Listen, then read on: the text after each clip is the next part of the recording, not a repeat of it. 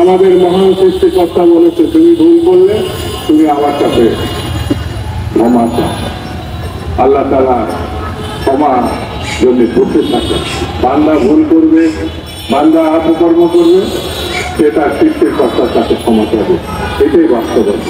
আওয়ামী লীগ এই জন্য বলবো, তারা ধর্মও মানে।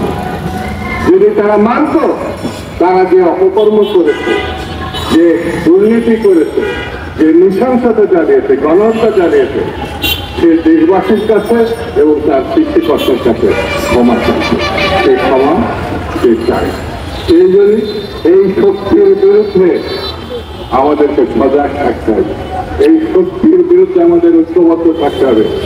পৃথিবীতে যত বড় শক্তি তাদের সমর্থন দিক না কেন, যত বড় শক্তি তাদের কোলে নিয়ে বসে থাকুক না কেন, বাংলাদেশের মানুষ এই শক্তিকে কখনো ক্ষমা করবে না, কখনো উঠে দাঁড়াতে দিবে না। এটাই হচ্ছে বাস্তবতা, এটাই হচ্ছে বর্তমান অবস্থা। সেই জন্য আসুন আমরা এই অপশক্তিকে রোধ করে, প্রতিরোধ করে বাংলাদেশের গণতন্ত্র প্রতিষ্ঠার পথকে সুগম করি। আমরা মনে করি বাংলাদেশকে অবশ্যই গণতন্ত্রের পথে এগিয়ে যেতে হবে এবং এই সরকারকে আমি আহ্বান জানাবো দায়িত্বশীলতার পরিচয় দেওয়ার জন্য। কোনো অবস্থায় যেন ফেব্রুয়ারি মাস পার হয়ে না যায়। নির্বাচন অতি অবশ্যই ফেব্রুয়ারি মাসের মধ্যে হতে হবে।